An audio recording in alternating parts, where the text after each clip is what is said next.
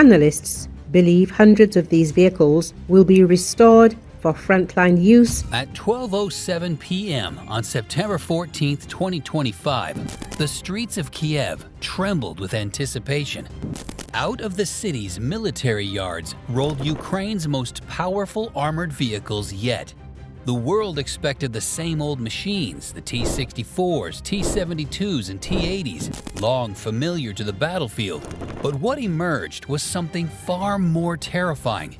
Built in secrecy and upgraded with cutting-edge technology, these beasts were faster, stronger, and deadlier than anything Russia had prepared for.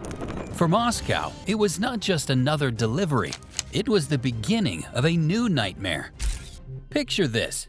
The streets of Kiev buzzing with trucks, cranes, and soldiers moving new armored vehicles off flatbeds. People are staring, phones out, filming history in real time. And here's the twist. These are not just old tanks or beat-up troop carriers. These are next-generation machines. Some so new they barely finished trials. So what are they? And why are countries lining up to send their best tech to Ukraine now? Before we answer that, let's look at the first star of the show, the beast called the Gyrza 02. The Gyrza 02 is not just another armored truck. Think of it like the Swiss Army knife of war. Troop transport? Check. Recon missions? Check. Fire support with a turret that doesn't even need a human gunner? Double check. And the amazing part? It has net armor shielding that looks like a giant cage around the vehicle. Why? Because drones and rockets can explode early when they hit the net, saving the vehicle inside. Imagine wearing a mosquito net, but instead of blocking bugs, it blocks missiles. This vehicle was built after 2022 frontline lessons. But what happened on the battlefield that forced engineers to rethink armored cars? We'll get to that in a second. But first, let's look at how this thing moves. Powered by a Cummins turbo diesel, the Gyrza 02 can hit 110 kilometers per hour even though it weighs 18 tons. That's faster than some sports cars in traffic. And yes, it carries 11 soldiers inside while doing it. Sounds impressive, right? Soldiers on the front line have been begging for vehicles that could survive drones and ambushes. Old Soviet trucks were getting shredded. That's why UKR Armotech designed the Gyrza 02 as modular. It can switch to over 10 different configurations: medical, patrol, or even electronic warfare, like Lego for war. So we've seen Ukraine's homegrown hero, but what about another beast, built not just to survive bombs, but to laugh at them? The Varta 2 is Ukraine's official MRAP, mine-resistant, ambush-protected. Sounds fancy, but here's the point. This vehicle can take a hit from 8 kilograms of TNT under its belly and still keep rolling. That's like driving over a giant firework barrel and saying, "Nice try." But here's the truth. It's not just strong, it's smarter than the old versions. The seats inside float. The floor is suspended, and everything is designed so the shockwave from an explosion doesn't crush the soldiers. Imagine bouncing on a trampoline during a blast. That's how the design works. Unlike the old Varta, which had a Belarusian chassis, this one uses a Turkish base. Why? Because Belarus was too close to Russia, and Ukraine didn't want supply lines cut. Smart move, but also risky. Relying on foreign parts means logistics get tricky. However, the Varta 2 is now ready for serial production, and some models can even carry remote weapon stations with 30mm autocannons. That's heavy firepower for a vehicle meant to carry troops. It turns a bus into a mini tank. And yet, this isn't just about Ukraine building its own vehicles. There's also a story of France, a deal delayed for years, and an armored car finally rolling into Ukraine. Imagine waiting 3 years for a package. Now imagine that package is an armored vehicle. That's what happened with France's Akhmet Bastion. Ukraine tested it, liked it, asked for it. But paperwork, politics, and delays froze the deal. Finally, in 2025, the first Bastions rolled out. Even France can make 100 more if Ukraine wants, but it took 3 years to get the first 11.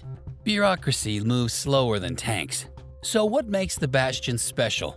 It's rugged, cheap to maintain, and runs forever. Over 1,000 kilometers on one tank of fuel. That's Kiev to Warsaw and back, no refuel. It's not the heaviest armored vehicle, but it's reliable. Think of it like the Toyota Helix of war. Everyone wants one because it never dies. So while the Bastion was arriving, another upgrade was happening that shocked even the US Army. When the US sent Abrams tanks, everyone thought they were unstoppable. Then drones arrived. Small, cheap FPV drones started dive bombing them. Suddenly, the invincible Abrams had a weakness. Not only this, Ukraine welded steel cages nicknamed cope cages on top of the tanks.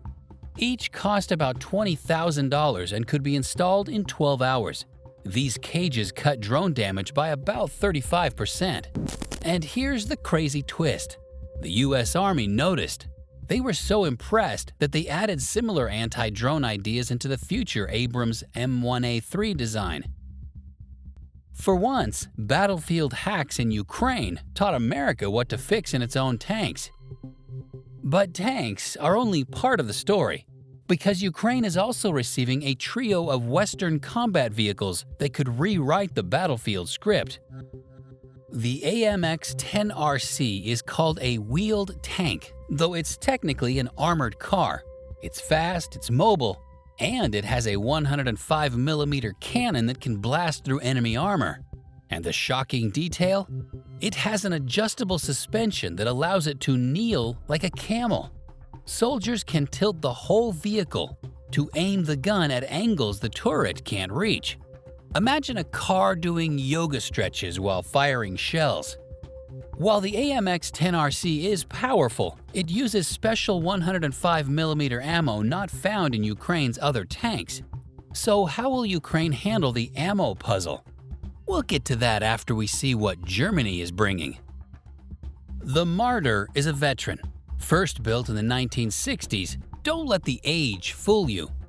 Upgraded versions like the 1A3 and 1A5 are beasts.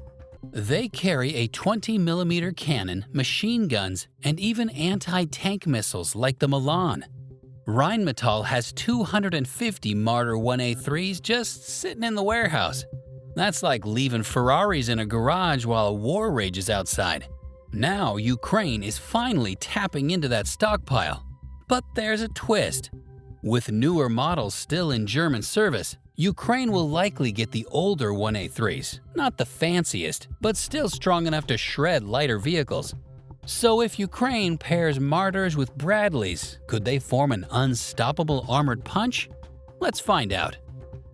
The M2 Bradley is more than a troop carrier. It's a moving fortress with a 25mm autocannon, 2 missile launchers, and armor strong enough to survive RPG hits. During Desert Storm, Bradleys destroyed more Iraqi tanks than Abrams did. Shocking, right? An infantry carrier out-killed main battle tanks. Ukraine is getting the M2A2 ODS version, not the newest, but still loaded with thermal sights, night vision, and counter-missile systems. Compared to Soviet-era vehicles, this is like going from a flip phone to a smartphone overnight. Together, the AMX-10RC, Marder, and Bradley form a 3-headed armored squad, with each one covering the other's weaknesses. But the big question is, how will all these vehicles change the battlefield itself? Here's where things get serious. Ukraine is not just getting steel boxes. They're getting survivability, mobility, and firepower in one package. Bradleys and Marders can protect infantry while blasting enemy fortifications. AMX-10RCs can shoot and scoot like snipers on wheels. Bastions can run long missions without breaking down. Vartas can tank mine blasts. Gearses can dodge drones with cage armor. And Abrams, now with cope cages, are harder to kill than ever. But that's not all. With these vehicles, Ukraine may now operate at night better than Russia. Western optics and thermovision are generations ahead.